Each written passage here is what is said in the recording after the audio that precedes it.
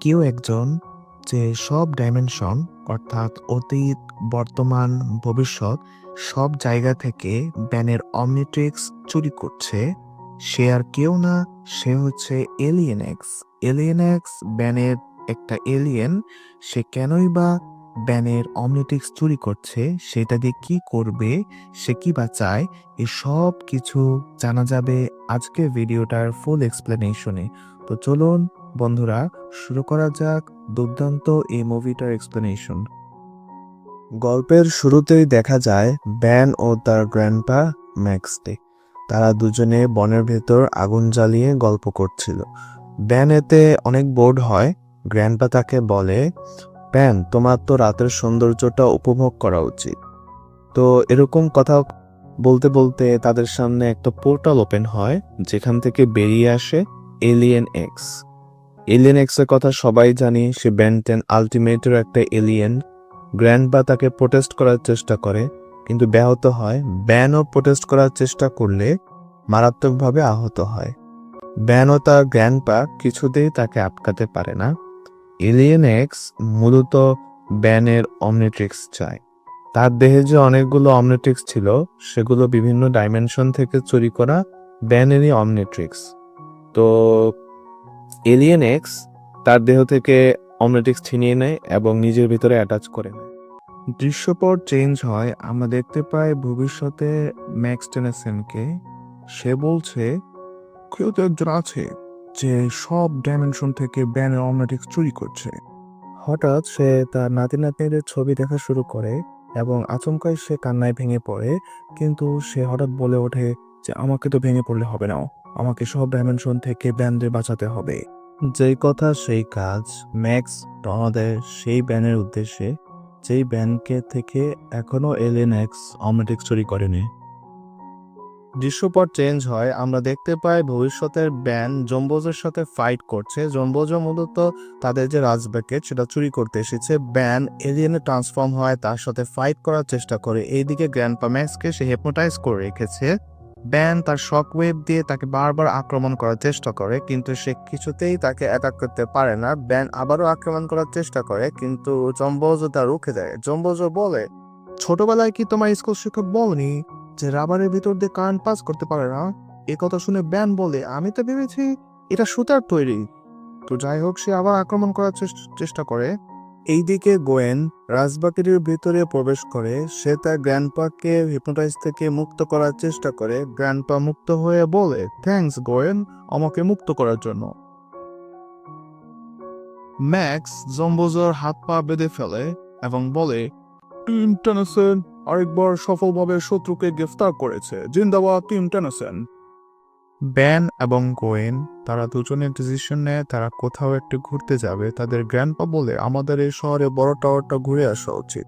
কিছু বলতে না বলতেই তাদের সামনে আবারও উপস্থিত হয় এলিয়েন এক্স। এলিয়েন এক্স এক ঝটকায় তাদের গাড়ি উল্টে যায়। এলিয়েন এক্স এর উপস্থিতি টের পেয়ে ব্যান ট্রান্সফর্ম হয় 4 আর্মস। এলিয়েন এক্স অনেক শক্তিশালী হওয়ার কারণে 4 আর্মসের কোনো অ্যাটাকই তার কিছু হয় না।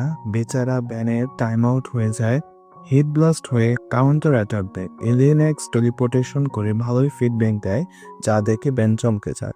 এবার হিউম্যাঙ্গাসারাস হয়েও ব্যান কিছুই করতে পারে না। গোয়েন ও গ্র্যান্ডপা লুকিয়ে দেখছিল। তারা একটা প্ল্যান করে। গ্র্যান্ডপা এলিয়েন এক্সকে নিজের সাথে ফাইট করতে বলে।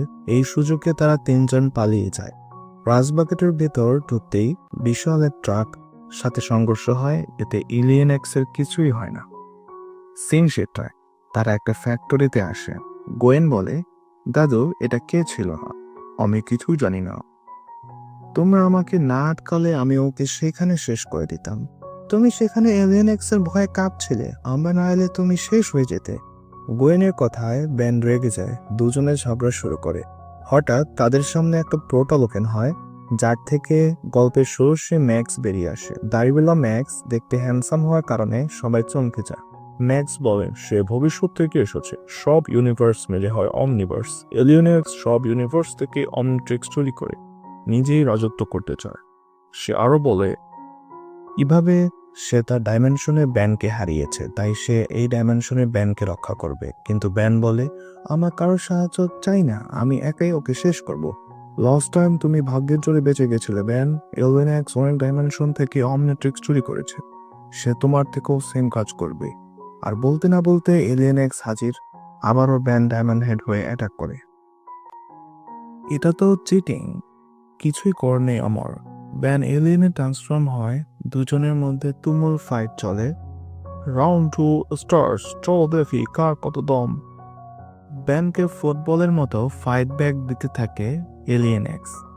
এলিয়েন এক্সের super teleportation power plus hearing অ্যাবিলিটিকে ব্যবহার করে ব্যানকে আচ্ছা ধোলাই করে। ব্যান অবশেষে হেরে যায়। এলিয়েন এক্স ব্যানের কাঁধ ধরতেই অমনিট্রিক্স খুলে যায়। এই ডাইমেনশনের অমনিট্রিক্সগুলোর ফিচার হলো, কেউ যদি হেরে যায় কোনো এলিয়েনের কাছে, তাহলে সে অমনিট্রিক্সটা অটোমেটিক খুলে যায়। তারপর এলিয়েন এক্স অমনিট্রিক্সটা তার হাত থেকে নিয়ে নেয় এবং তার দেহে অ্যাটাচ করে নেয় এবং সেখান থেকে উধাও হয়ে যায়। ব্যান অমনিট্রিক্স হারিয়ে অনেকটা হতাশ হয়ে পড়ে। আমার কথা শুনলে তোমার এমন হতো না, আমার অমনিট্রিক্স ফিরিয়ে দাও। এটা সম্ভব নয়।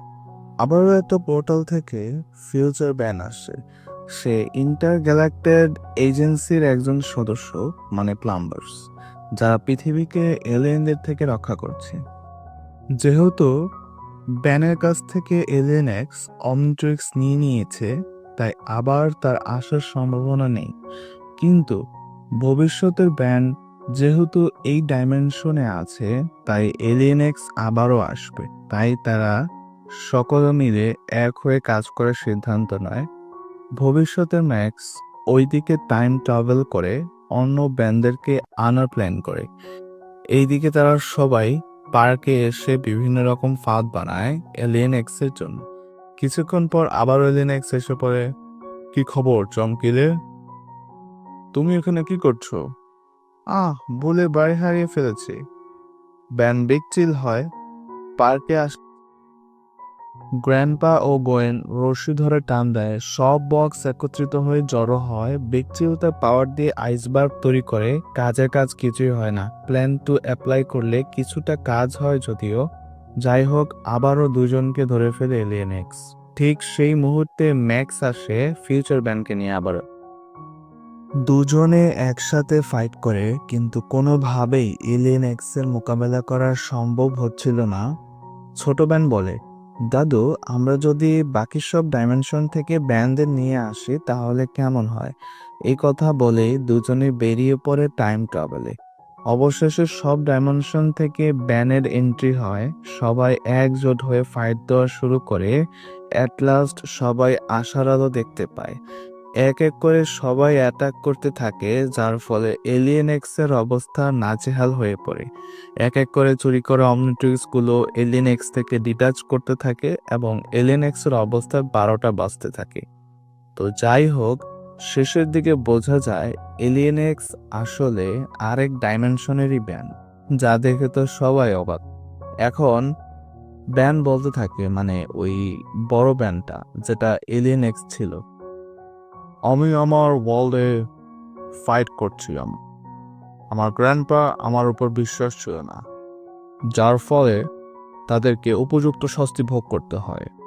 যেহেতু আমি সব হারিয়েছি, তাই এবার সব ডাইমেনশন থেকে ব্যানকে মুছে দিব।